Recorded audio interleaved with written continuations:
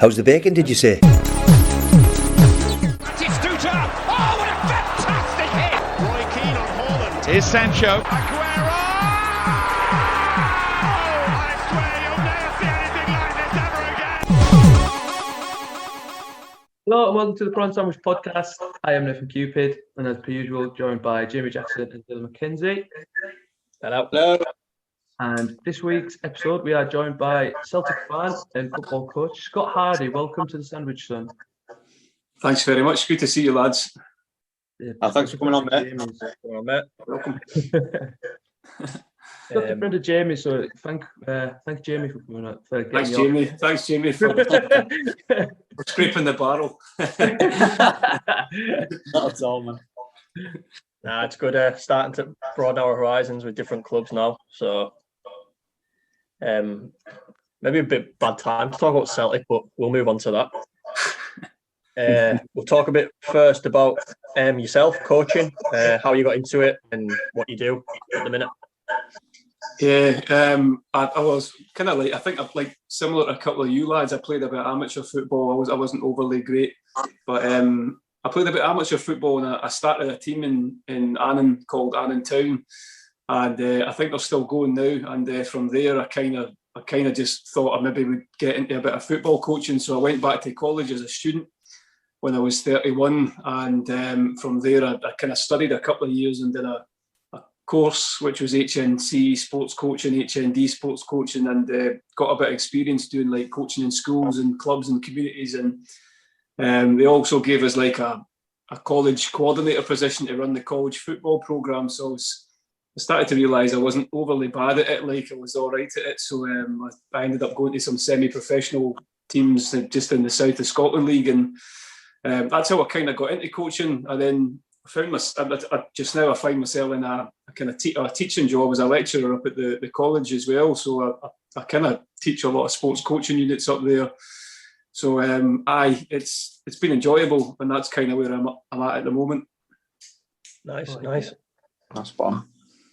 So is that like adult coaching, or is it younger teams at the minute, or do you want to go into adult coaching? Or I'm in adult coaching. When I was at the college, where they sent us out to do kind of stuff that was aligned with the college, it was in schools. It was younger kids a lot of the time. But as I kind of went through the 2 years at the college, I just started to get asked to go and coach some football teams, and I've coached 2 or 3 just now. But they're predominantly all adult teams that I coach, because you want to be around adult football and you want to turn up on the Saturday and get involved with competitive games and being amongst it. It's not obviously it's just a semi-professional level at best, but still enjoyable. Yeah, totally agree with that. Yeah. How far do you want to go with it? Do you want to manage Celtic one day, or do you just want to be a coach? Just on Football Manager, mate. Nah,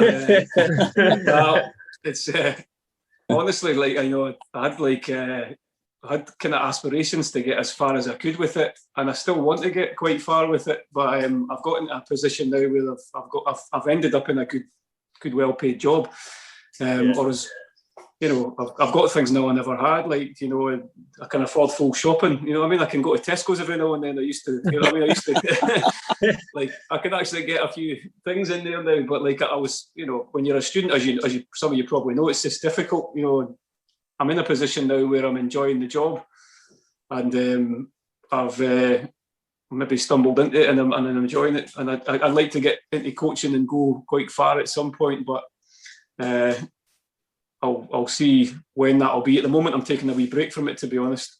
All right, okay. I was going to say, what's happening with the COVID and stuff at that level? Are you still in and around it, or is it stopped? Obviously, it stopped like everywhere else. It kind of stopped. It's kind of shut down. But I was taking a little bit of a break away from it anyway. I was kind of just wanting a little bit of time to myself. I wanted just to focus on the job a little bit. But because where I live as well, I live in Annan, and in Dumfries and Galloway, like just near to you guys, and there's not a lot of good coaching opportunities. Like, see, if you want to go far in coaching, you have to move to the central belt. You have to like be prepared to go and move somewhere, and see when you get a job and you kind of get settled, that kind of changes that a bit. I'd still like to see if I could maybe push my way into it at some point, but as I just said, you've got to be prepared to move. You've got to be prepared to leave your where you live, and you've got to be prepared to maybe cut down the job that you're doing, and that's a big thing to give up just now. But I think I'll probably will do that at some point, but the timing of that is probably not just now. Yeah. Well, if you like Sunday League football, the Apple Tree FC could always do with a few tips. I've heard of that team before. I think I've played the game for us once. How you doing? I don't think it was under my name, but I played. We're doing all right now. Me and Nath are still involved. Well, I'll manage it. Nath's nice. Yeah, cool. central midfield general. Is Jamie, you not playing anymore, Jamie? I take it you've just stopped. No. I haven't played football for quite a while now. Just predominantly BJJ, nothing else. Good man. Well, you'll maybe get back to it at some point. Yeah. Right. So with that, we'll move on to Celtic, mate. So like most guests, your first memory of supporting Celtic? It's probably 1988, 89. The first memory was when we won the Scottish Cup and the league double in our centenary year. It was a 100-year anniversary in 1988. I always remember watching that final in the living room. My dad was watching it. We won 2-1. We beat Dundee United. I remember Kevin Gallagher. Remember he played in Blackburn Rovers and he was in England for a spell. He scored that game for Dundee United, and Celtic ended up going on to win 2-1. And then the year after, we played Rangers and beat them in the final 1-0 in the Scottish Cup final. Joe Miller, and that was like the two Scottish Cup games I can remember as my first memory as a Celtic fan. Yeah, These memories to kick off with. Yeah, I've still got the top as well. I've got the 1988 top. Not obviously the one I had when I was young, but like I reordered it, and I've got the 1988 top and I just like to keep it because kind of good memories. Like, oh, definitely keep your tops. Yeah. Oh man. First match you went to watch? Celtic v Montrose in 1992, I think it was, and we won 6-0. Jerry Craney and Tommy Coyne got hat-tricks. They both got hat-tricks. Are you allowed to swear on this? Yeah. I was just about to say we were shit back in that day. Like 1992, Celtic were scraping the barrel. Like we had Keith Gillespie and Ken ended up signing people like Tony Cascarino and stuff like that at the end of their careers who were terrible. But anyway, Jerry Craney got 3 and Tommy Coyne got 3. And Celtic Park was a lot different then, obviously, as you can imagine. It's a bit of a shithole. But it's changed now. It looks a lot better now. But that was my first game. Yeah. Nice. We've had some bad ones, haven't we? Not like draws and losses, but 6-0 wins, not a bad first game. Well, it was Montrose in the Scottish Cup. I think they were second division or first. They don't even exist anymore. I don't think, but they were like second or first division at the time. I think so. What we got next? Favorite ever player? Do you know?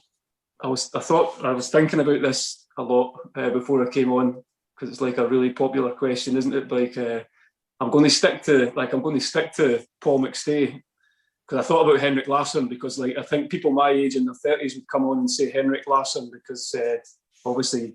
He is what he is, isn't he? He was God at Celtic. But like Paul McStay, man, when I was growing up, he was Mr. Celtic. He was like the guy that Jamie knows me quite well. So Jamie knows I like black boots. I like the shirt tucked in. I like a professional, I like a professional player and stuff. And see Paul McStay, he was just that type of player. Like he Celtic in his heart, 100%. He stayed his whole career. He didn't move anywhere. He was the captain as well. He stayed with us in the 90s when I said we were pretty shit in the early 90s. He stayed with us and kind of just got the club through it. He probably deserved a lot more than he got in the end, but like he was the guy I had in my wall, and he's the guy I've got in the back of my 1988 top, the Celtic top. Paul McStay is just, and I like the fact that he's humble as well. He's not a guy like he didn't care about the media and all that. He doesn't care about being noticed. He's in Australia now. He lives in Australia. You hardly hear about him, and I kind of like that. He just he's done what he's done, and he loved the club, and he doesn't care about being noticed and stuff. I like players like that. Is he a forward? Like for people like me, I wouldn't have a clue who he was. Oh, he was a central midfielder. He was a central midfielder. He was a playmaker. He was always on the ball. He always played with a head up. He was quite a creative player as well. He scored a few good goals, but he always, honestly, see, when you tell players as a coach, you always tell players to play with a head up. Like, I wish you could get more videos of Paul McStay, because these days you'd probably tell folk to look at Xavi and Iniesta and all that. Like, I would tell them to look at Paul McStay. They would probably look at me. They would probably look at me like, "No, I'll give that a miss, Scotty." But like he played with a head up. And honestly, if you get a chance, like, go and see videos and what he was and stuff. He was unbelievable. Honestly, he was brilliant.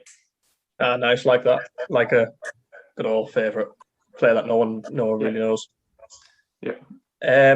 So, favourite of a goal? Celtic goal? Again, that's tough. But John Hartson against Liverpool in the UEFA Cup quarter-final 2003 away at Anfield. It was, I sunk to my knees, man. I still watch it now, and I'm like, honestly, I still watch it now, and because I remember the first leg. I don't know if you probably won't remember it, but we played them in the quarter-final of the UEFA Cup in 2003, and the first leg was at Anfield, and it was 1-1, and Liverpool played quite well. Like, they were pretty decent. Probably the second half, they might have thought they could have probably won it. Heskey, Michael Owen, Steven Gerrard, Dietmar Hamann, players like that. They're a good, decent team. Celtic went to Anfield in the second leg, and nobody thought they were going to win it. And they didn't just win it, like, they dominated. They won 2-0. They had a real good team at the time. And honestly, when that second goal went in from John Hartson, there was Celtic fans all around Anfield just jumping up in all the parts of Anfield's different stands and stuff. And it was, honestly, I remember sinking to my knees, just thinking, as a Scottish team, you've went to Anfield, one of the biggest places you can go in England, and you've won, and you've not only won, you've won and you've deserved it, like, and you've dominated it. That's the goal that I would always say. He was massively underrated as a footballer, John Hartson. It's probably because of his size, I think, and his fitness, wasn't it? But he was a great finisher. Like, he nearly signed for Rangers before we got him, but they turned him down because he had a problem with his knee. I remember hearing that.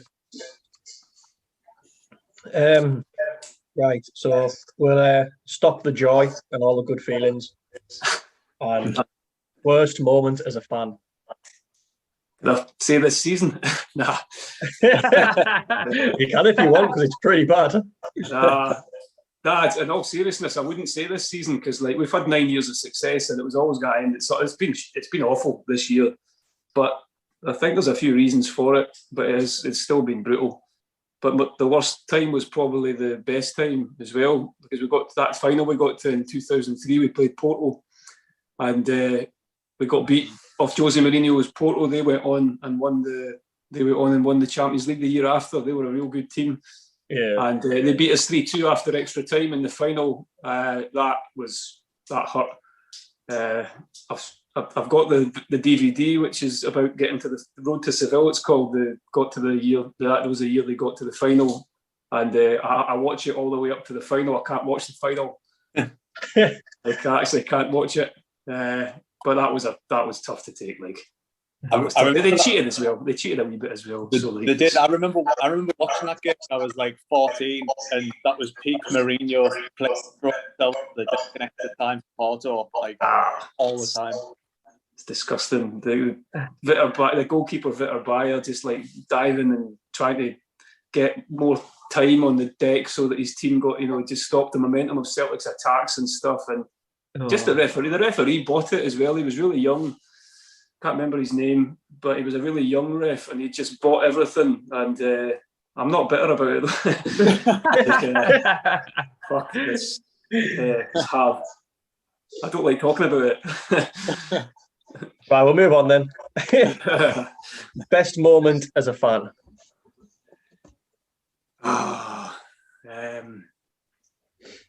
Getting there, probably. Getting there that year was probably one of the best moments.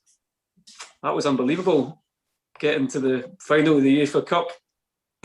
People would probably say, like, winning 9 in a row this year. That's, I don't know, like, for some reason that's just not as important to me as, like, the European games, and because that's when you know that you're playing against the best there, like the kind of good level opposition.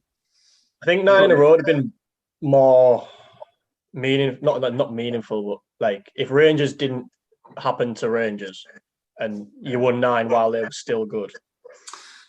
Yeah, I know You what won you 9 mean. with like Aberdeen finishing second. It's not.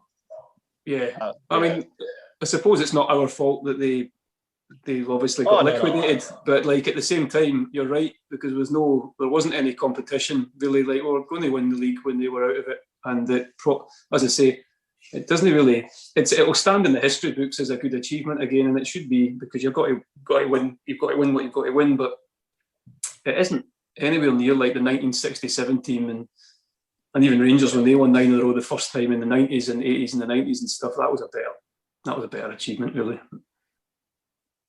Yeah, fair enough. So we've gone through those questions fast, but a bit more detail on this one. What you think about the club's current situation? So squad, manager. Well, who should be the next manager? Rangers, etc. It's been a horrible year.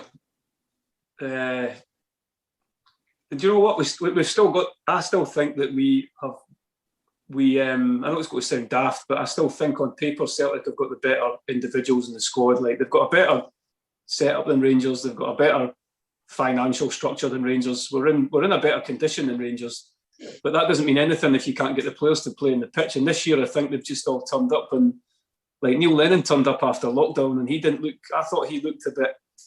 I don't think he looked himself. He put on a bit of weight. He just looked like he was lacking a little bit of what he usually has. He's got quite a bit of fire and a wee bit of fight about him, and I thought he was lacking a little bit of that. So I don't know what's happened over the lockdown period. I think the players have came back, and some of them wanted to leave. They never got their opportunity to leave, so they've ended up staying. And I wouldn't say they've done tools, but they've maybe just played within them. Well, in fact, I'm talking nonsense. They have done tools a bit because they've not been playing the full potential. So I think, it's been a difficult year. Like Rangers have been phenomenal with their form. To be fair, look at their form. They've not lost a game. Their European form's brilliant, but they've not been tested. If you're a good team, you need tested. You need that time in the season where you get beat of Celtic or your biggest rivals. Just remind you that you're in there and you're right behind them within 2 or 3 points.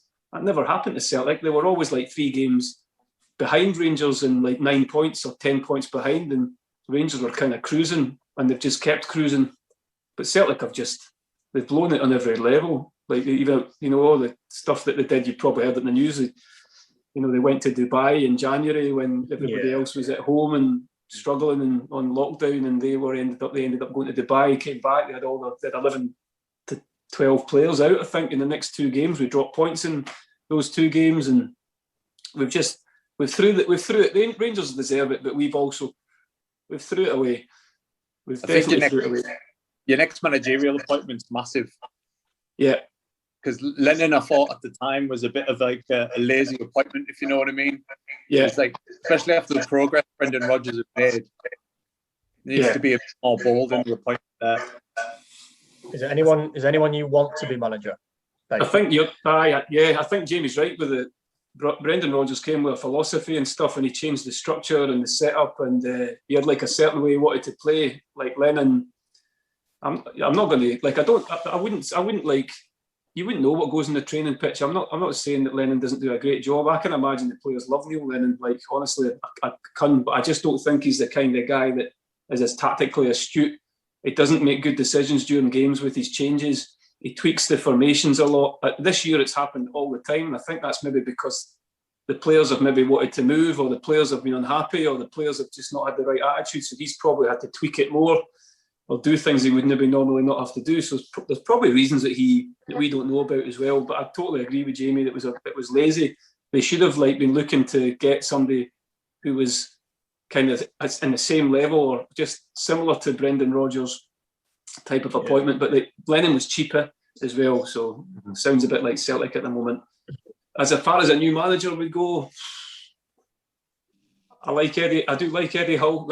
Every time he speaks, I think he knows a lot about the game. I would like Eddie Hull to come up, but I think maybe he wants to stay in England preferably. But also, there's another 2. Is it Maresca that works at Man City? He's currently the elite level coach there below Guardiola. He's responsible for doing all the development teams and doing all the philosophy for those teams. And I think he sounds like somebody that could be good as well. The favourite's John Kennedy in the betting. There's no way he's getting it. Then it's Roy Keane. I don't think that'll happen. Do you know what? I would. I was my third choice. I would take him. Or like as a third. And I know some Celtic fans don't want that, but honestly, man, it would be great just to watch his interviews every Friday. Like just to. And then you've got my favourite time as a Sunderland supporter, Keane and Chapman. And then I would take him. Then you've got the two you mentioned at 6-1 each. You got Eddie Howe and Maresca, and then after them are the two unemployed boys, McInnes, who's just left Aberdeen, and Paul Lambert. But you do not want them, surely.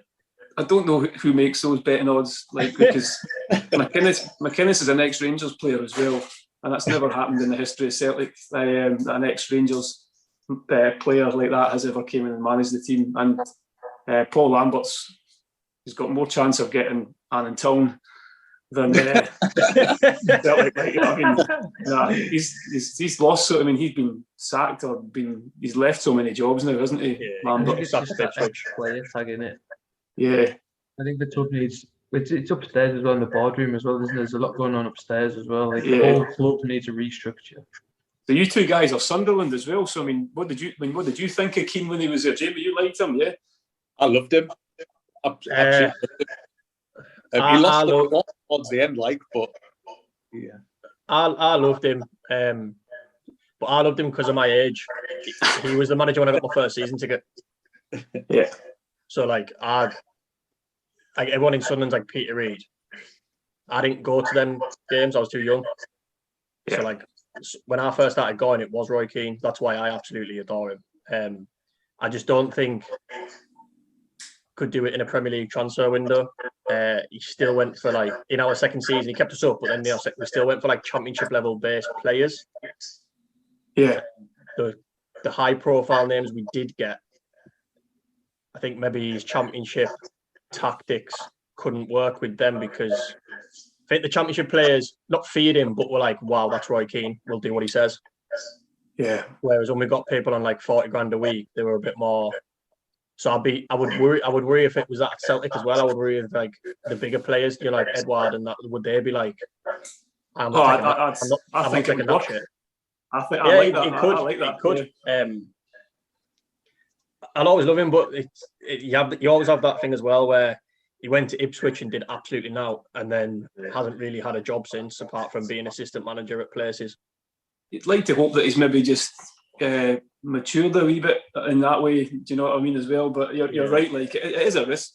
I've went on a few Celtic podcasts and like I've spoken to a few of my mates and they think he's entertaining, but like wanting him as a manager at Celtic, they probably would say not really. But I think honestly, I think if he got the right assistant manager with him and maybe put a director of football in or something and help him out with the scouting and the transfer system, honestly, I think he's got so much to offer. Like because he comes from like the older school type of way of like, you know, kind of. Well, he likes working with Martin O'Neill, doesn't he? So would you not think they'd do like a swap? Roy Keane going as manager, O'Neill coming as. You're one of the dinosaurs. I would love that. I would love that. Like, yeah, I would love that. Oh, man. The club needs someone you like that. Don't mention that to me. Oh, I love that. The first time you smiled for 15 minutes. That. You're welcome. The media would love Keane versus Gerrard. Exactly. Oh, so would I. Like, see, imagine Roy Keane coming out at Ibrox and like getting all the abuse as you get there and stuff, and just Roy Keane just strutting about in the dugout, man. I want to see it. I want to see it. Do you think you win the league next season, or do you think it's too much at the minute? Do you think there's too much needs changed, or full league? Sorry. Do you think you can bounce? Do you think you can bounce back and win the league, or? All right. Oh yeah. There's too much to do. Nah, of course they can. Rangers aren't that. I mean, probably get slated for this, but Rangers aren't that good. Like they're an organised.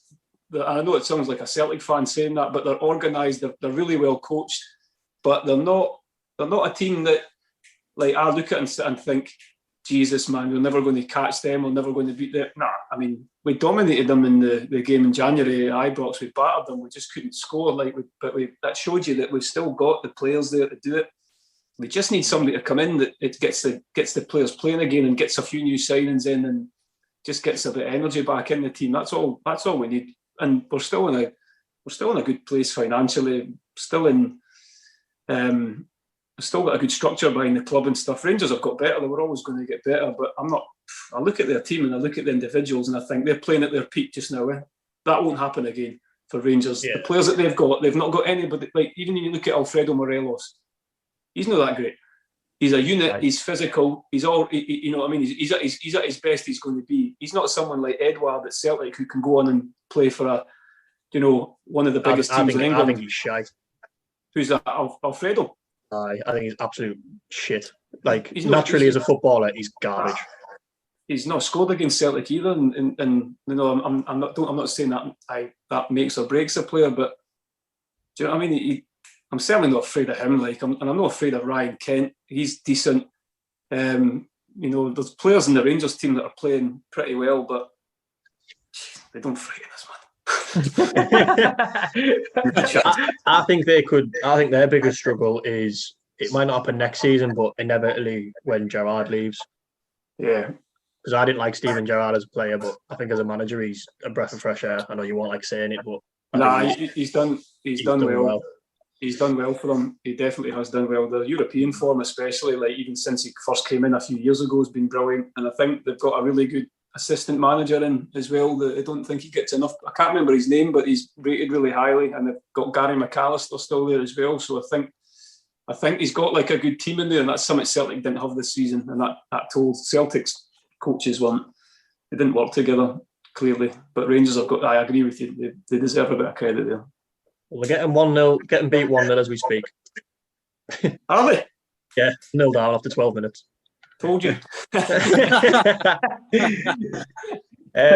lads, we'll have a quiz before we go on to Scott's 1 to 11. Right, so I've made 2 quizzes. I'm going to give Scott the choice. So last week, Jay did Derby's top 10 Premier League scorers. Right. This week, I've used the top 10 again, but I've gone for either Celtic's biggest sales or biggest buys.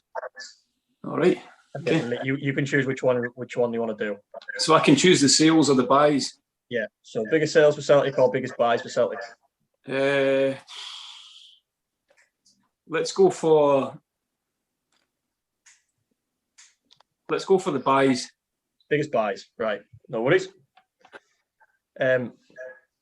Right, okay then. You got a pen and paper? Yes. Right. So all I want, lads, don't have to be in order. Don't have to be like first, second, third. Just the top. Who you think are the top 10 players that Celtic have bought in their history? Like most expensive. Yeah, most expensive. Yeah. And they don't need to be in order. No, just that'd be too hard. Yeah, just top 10.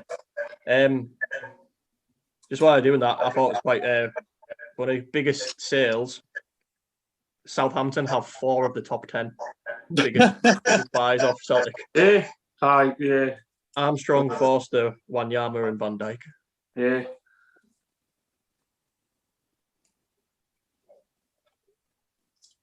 Oh, it's gonna be hard. This. Yeah, I'm struggling already. I'm struggling as well. While the lads do that, I will usually plug the social media. So if you want to follow us on Twitter, it is at Prawn Podcast, 2 capital P's, in collaboration with the FM Retro Gamer. And if you follow us on Instagram for photos of the likes of Football Manager and just daily content, it is prawn_sandwich, all lowercase. Thank you to our sponsors, T7 Clothing, which is returning soon with his summer clothing. Just keep an eye out for that. And the Tree Pub in Carlisle, which opens on May 17th.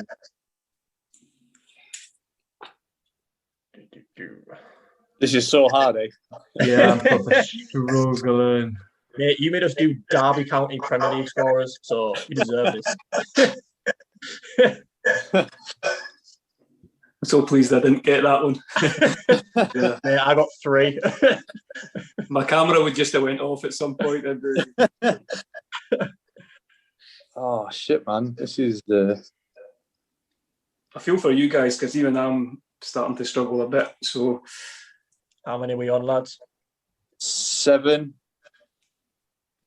6. I don't think Celtic have spent a lot of money either. That's the thing. So,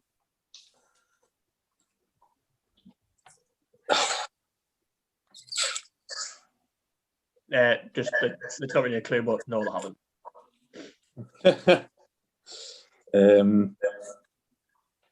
Oh man, this is so tough. Just to add the pressure to Scott, we've only had 2 guests win a quiz ever. Jesus. Yeah. It was Matt last week, Derby County. And who was the other one? Stephen, Steve, T7. Oh, Steve T7. Yes, of course. I've got my 10. You got 10. Yeah. Some of them I've just got surnames. I can't remember first name. Oh no, that's fine. That's fine. Oh man, How many are we on, Scott and Nerf? I've got 7. I've got my 10. 10. Oh, pressure, Scott. Hazel actually be right though. Yeah, exactly. I don't know. Exactly.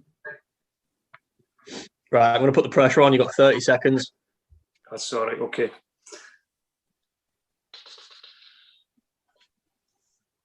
God, we've signed some terrible players. Like,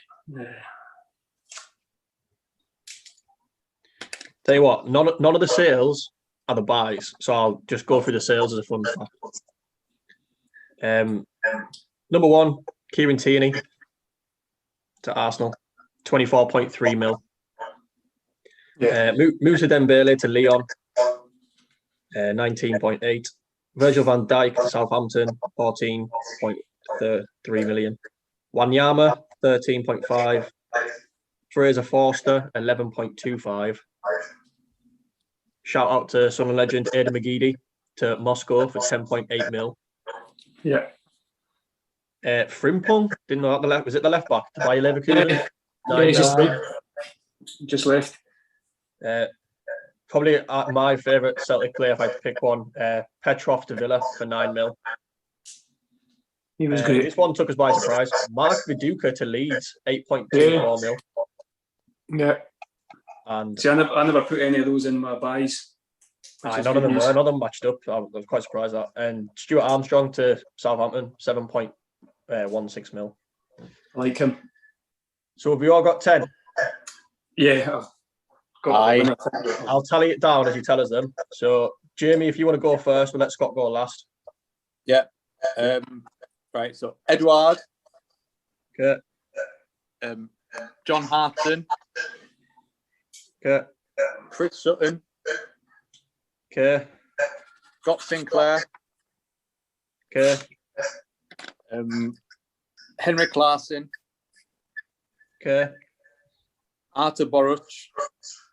Yeah. Lee Naylor. Yeah. Alan Stubbs was a total guess. Yeah. It's a good effort. The Israeli lads, Niham, is it? What's that? Niham, is it his name? For the guy that plays now. Aye. Oh, did play El Hamid. No, not him. I've maybe just made up his name. Whoever had you. And was it the Scandinavian lad, AJ or something? AJER.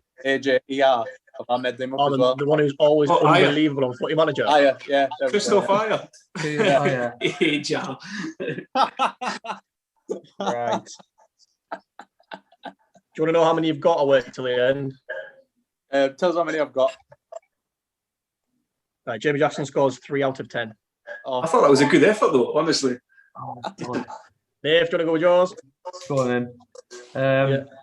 I've gone with Odson Edward, Yeah. Paul Lambert, Yeah.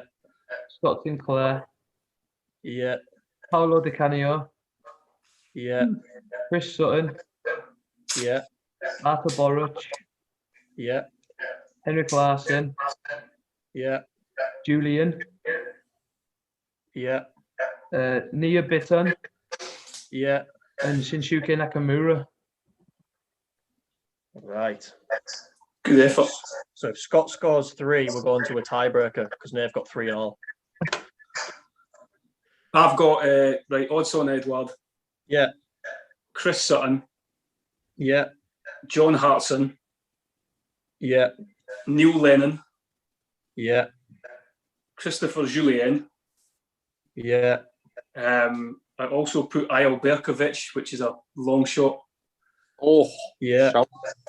I feel he's thinking for a bit. Scott Sinclair. Yeah. How many is that? 6? 7? That's 7 you've given us. Thomas Gravison I put in as well. I don't know if he was that much, so but I put him in, so that's 8. Also put in Barkas, who's a keeper we signed recently for 5 million. Like, don't know why, but he's in there. And I also put in Jan Venegor of Hesselink. Oh, Oh no! Oh, that's a blast from the past, that name. Wow. Yeah. so Scott takes it. With Hey, you actually got the top 6. 6 out of 10. Class. I'm happy with that. good effort, man. So, Scott, I'll go through them, lads. Top is Edouard from PSG, 9.27 mil. Yeah. Second is Chris Sutton from Chelsea, 8.55 mil. Third, Harton from Coventry, 8.1 mil. Number 4 was Eyal Berkovic from West Ham for 7.92. I knew he was expensive. Aye. Fifth, Neil Lennon from Leicester, He's about 6 million. 7.76. That was a great show. 6 was Christophe Julien from Toulouse, 7.2 mil. And then none of you got. Number 7, Jozo Siminovic. from Zagreb. All right. Jeez, oh. Number 8, I think, who was manager in 99-2000? John Barnes. Definitely played footy manager because he signed a Brazilian kid from Gremio called Oh, Rafael. Raphael. Oh, Raphael. Jesus. Oh, man. How did I not get that? 6.48 mil. Oh, man. Number shit. 9 took me by surprise. Scott Brown from Hibs for 5.9 million, and 10 was another one I've never heard of, was for the same season. Jos Valagren, I want to say. Useful Haran. That's the one, from Roda FC for 5.13 million. Good question. So How fair do play, they? Scott. 6 out of 3. Guess takes another quiz. Cheers. And last but not least, we will move on to your 1 to 11 of favourite Celtic players, your time supporting. So we like to say as guests, it's not who he thinks is the best, it's who his favourites are. So don't get arsey if you think there's players better. What formation you going with, mate?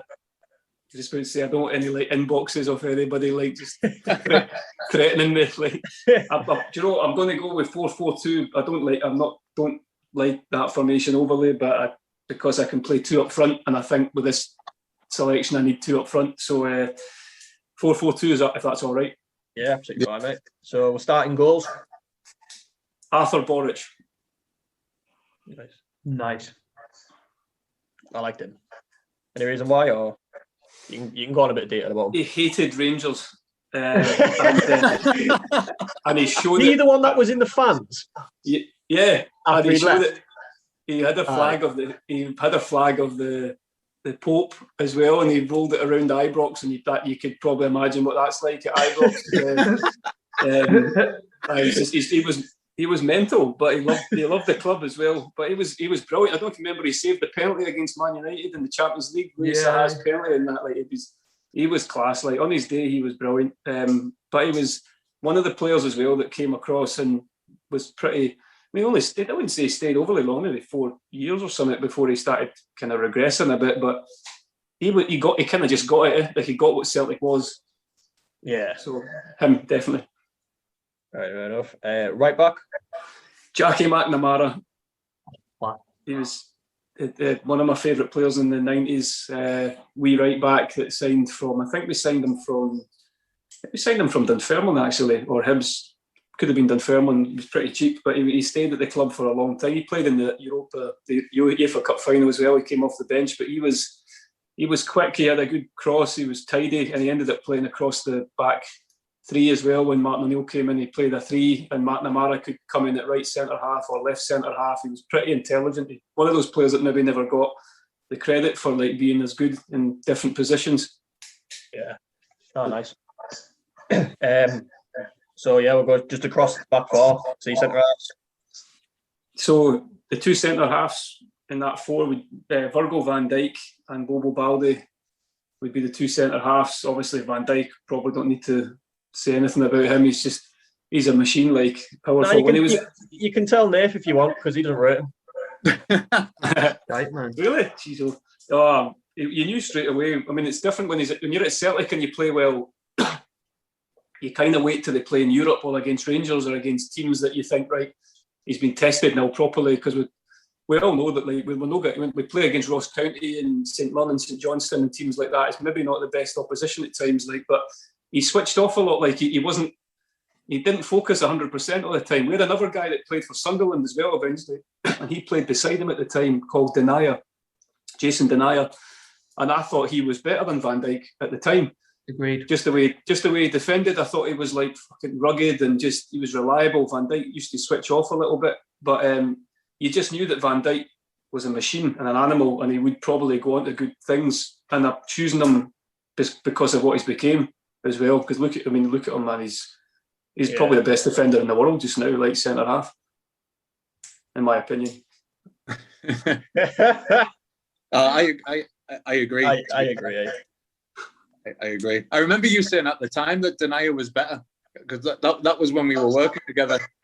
And I think Van Dijk had just got his move to Southampton, because I was asking about him because Sunderland were linked with Van Dijk at the time. Yeah, Denier was pretty good. Like for Celtic, he looked really reliable. You could bet your money on him every week that he was an 8 out of 10. Like, you know what I mean? Van Dijk would be like a 10, and then like he'd be a 6. And you'd be like, what's going on with this guy? He just seems to switch off every now and then. But even you knew he was more talented. But I've got Bobo Balde in beside him as well, who's a completely different kettle of fish. He was just an absolute brute, an animal. But he had no technical ability whatsoever. But he would honestly tackle a horse. He'd win every header. Like, he'd throw his body on the line. Like, players hated him because he was just at their heels. He was one of those players that like ended up loving, because he was just a bit absolute animal. Bit cult hero style. Yeah, everybody loved him because of that. But he played some great games in Europe and against Rangers as well. Like, and he signed for Martin O'Neill's team, and he played in the European final. So the guy must have done something right. But it was nothing to do with the fact he could pass a ball, because he couldn't. It was more to do with the fact he was great in the tackle. He had pace. He was athletic. He won everything in the air, and he was a horrible man in general. Like, yeah. Spot on. So left back, Kieran Tierney. It's got to be Kieran Tierney. He's brilliant. He's got a lot of energy in the left. He wins the tackles. He's strong. He defends his box well. Gets forward. He puts a good ball in. He's just like a really good, accomplished left back. Still pissed off he left, to be honest. But like, I think he's quality. Like, yeah, absolutely he's quality. Yeah. Him or Robertson at the Euros at left back.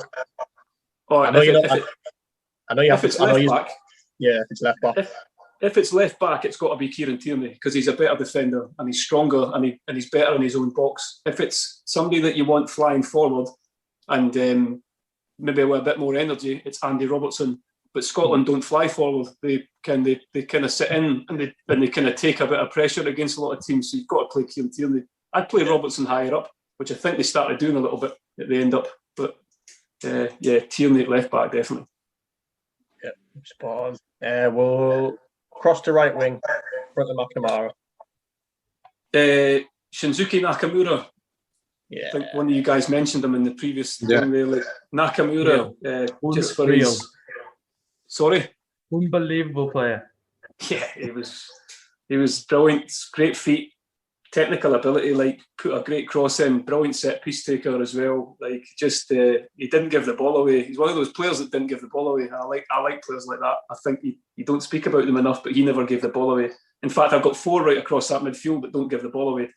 So Nakamura is on the right, definitely. He's got that highlight free kick and all, hasn't he? That everyone knows. Yeah, oh man, yeah, definitely. A golden era for Japanese midfielders when Nakamura played. Yeah. Have you ever seen the video where he puts a free kick in? He's in the street and the bus is going by, and the service bus is going by and they're waiting, and then the bus comes by and he kicks the ball towards the bus and lands it in the top of the bus. He lands it in the bus window actually. Have a look at it on YouTube. It's brilliant. Is he one of them that he played for to a ridiculous age? Just looking at that. He's still playing 42 now for Yokohama FC. On the DVDs with Celtic, all the players always say after the games, like they go home and they go and have a pint or something, and Nakamura was always going up to the gym, getting on the treadmill or something. They'll be just different type of human being. Quality. Yeah. So centre midfield. Paul McStay and Paul Lambert. So obviously I spoke to you about McStay at the start, so I probably don't need to rattle on about him again, but he was obviously definitely in there. He'll be a captain. McStay is definitely the captain every day of the week, without a shadow of a doubt. Spot. Sorry? Yeah, spot on there, Lambert. Yeah, Paul Lambert.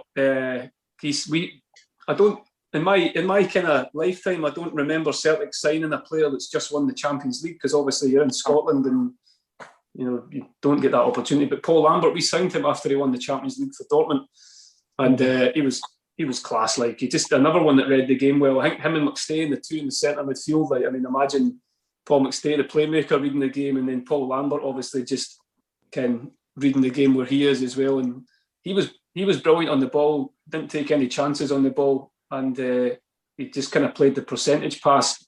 If he was in trouble, he would get out of trouble just by playing the percentage pass and being good with his movement. And I think there's not a lot of Scottish players that I remember that ever did that as well as him. I actually, I saw after the Sunderland game versus Portsmouth was on the other day, right after it on Sky, it had a classic Old Firm game. And Paul Lambert scores an absolute rocket from about 30. Yeah.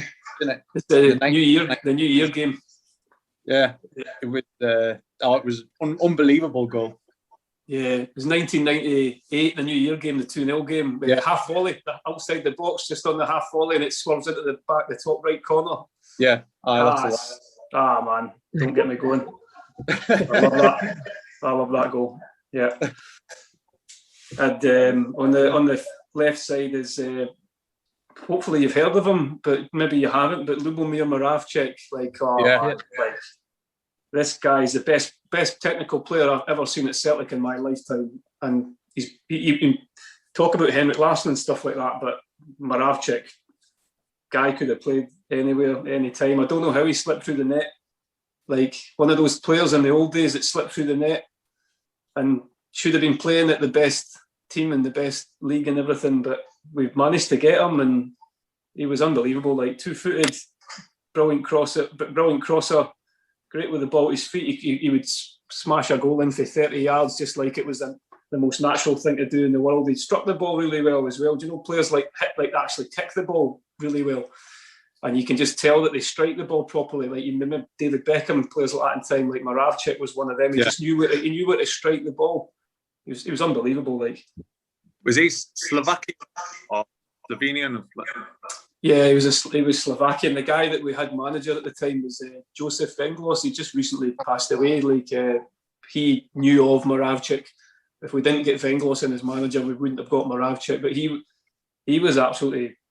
I mean, he was probably the best technical player I've ever seen in my life at Celtic. He was unbelievable. Great shout. I like that. Front two. Oh, Henrik Larsson and Chris Sutton has to be Henrik, and that's why I played the 4-4-2, because I needed them two up front and to get the other players in as well. But Henrik, it's hard to speak about Henrik, man, because I love him so much, and I don't want to be here till midnight talking about him. But Honestly, man, I speak about him with my mates and stuff now, and see the type of player that, you know, when your teams are getting beat and you're thinking it's the job's fucked, we've just not got a score. Like the game's over. Like Henrik would come up with something, and it would be in. He'd put it in with his arse, his knee. He'd just like he'd maneuver his body. He'd find space like that. I don't understand how he did it, but like, thank you, wherever he is. Like, I mean, because honestly, he was just like unbelievable.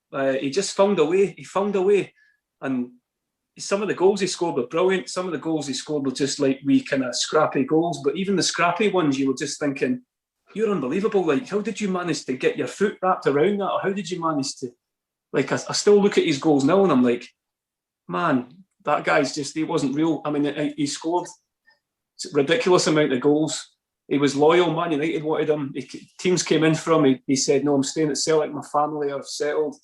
He was just, I feel bad choosing Paul McStay over him, like, but I still think he's just. I can't even put it into words how much I love Henrik Larsson. That's all I'm going to say before. I don't want to keep going on about it. But Chris Sutton as well. Henrik Larsson's loyalty is something to be overlooked. Like he could have moved anywhere in that time. The 7 or 8 years that he did. Like, fair play. I mean, the game against Arsenal, where Barcelona played them in the Champions League as well, you think about how he came on and impacted that game, and he changed the game and won the Champions League with Barcelona that year and stuff. Like, he's absolutely unbelievable. I'm going to stop talking about him. But Chris Sutton as well. Like, Chris. I mean, he was the perfect partner for Henrik Larsson. Henrik Larsson still says now that Chris Sutton's the best player that he played with in the up front, like in the 4-4-2 formation. He says Chris Sutton's the best guy I played with up front because he was a target man. Do you know the thing about Chris Sutton? Like, he was like probably the best player. Like, best forward I've seen at Celtic that can play as well with his back to goal. Like, has his back to goal when the ball stuck to him all the time. Like, he'd win it on the chest, he'd win it on the knee, trap it with his foot. He just had that body strength where he would hold a player off. And Jesus, he was powerful in the air as well. Like, I mean, he was just brilliant in the air. And he was perfect for Henrik. Like, Martin O'Neill deserved so much credit for getting Sutton in because, like, he was absolutely perfect for Henrik Larsson, just with the little knockdowns and the opposite to what Henrik was. Do you know? He'd done well too, because when he moved to Celtic, he just had that horrific season at Chelsea where he'd scored 1 goal in 30 odd games. He totally resurrected his career by moving to Celtic. Nathan's a massive fan of Chris Sutton. He loved him. I absolutely love Chris Sutton. That is the best. That is a dream strike partnership for me right there. Like, it was brilliant. Like, he probably would have got more praise if Henrik wasn't there. But because obviously Henrik took the limelight, didn't he? But Henrik wouldn't have got as many goals and wouldn't have been as effective. He would still have been effective, but he wouldn't have been as effective without Chris Sutton. Definitely agree. Fair enough. And then last not least, who's your gaffer, mate? Oh, jeez, I didn't think about that one. Martin O'Neill. Martin O'Neill has to be Martin O'Neill. Has to be, just because he came in and he just transformed the whole feeling around the club. I loved him as well, just the way he spoke in the media. He had a bit of he was charismatic, wasn't he? You could like listen to him and I could listen to him and hours would go by and I wouldn't mind. He was just that type of guy that. When he came in to manage Sunderland, he didn't have John Robertson with him, and it was evident. It was totally evident. Like, after about 6 months, when the initial buzzard wore off, that not John Robertson there as his number 2. He just wasn't the same. Just wasn't the same he was at Celtic and Aston Villa. Yeah, he's had Steve Walford and John Robertson in most jobs, and as you said there, he didn't have them at Sunderland. And he didn't have them at like Nottingham Forest and stuff as well when he went there recently. And it's never went as well for him. I don't think he's a guy that coaches a lot either. I think he's kind of the impact man management type of manager. Come on, something that he wasn't there much. Yeah, agree with. But no, fair enough. That's 4-4-2, good team, mate. That's it. Yeah, Brilliant. Thanks for coming on. Appreciate it. Thanks very much for having me on. It's good to meet you, and thanks a lot for listening to my nonsense about Celtic. No worries, mate. Hopefully soon you get a manager in, and then see what happens next year in the SPL. See if they can kick back on. Yeah, super. Well, back on anytime as well. Yeah, absolutely. Brilliant. Yeah, I've enjoyed it. Thank you. So we'll let you go away, and thank you for listening. Brilliant. Take care. All the best. See you later, mate. See you. Bye. Bye. Bye. That was Sound. Scott Hardie then. Yeah. Sound that. Another good one. Thoroughly enjoyed that. Technical issues right at the start. Sorry about that, boys. Technical issues are still going. Like YouTube viewers, I'm not sitting there happy as out of my timer and my camera's gone. So well, at least it's recorded. At least it's recorded, though. We can still have the audio. Yeah. So that was Scott Hardie for the listeners. Hope you enjoyed it. It's different to talk about a different league and a different team. Yeah. Again, like we say, anyone who wants to come on, just get in touch with us on Instagram, Twitter. Open to all teams. Doesn't matter who it is. We've had a good little run of guests now. Absolutely. Every other week for the past few weeks, we've had a guest on. And yeah, we're just open to hearing about any club. So if you, it doesn't even have to be a massive club, just any club. Get yourself on and we'll have a chat. Absolutely. Right. Cheers, boys. Right. Till next time. Till next time. Boy. See ya.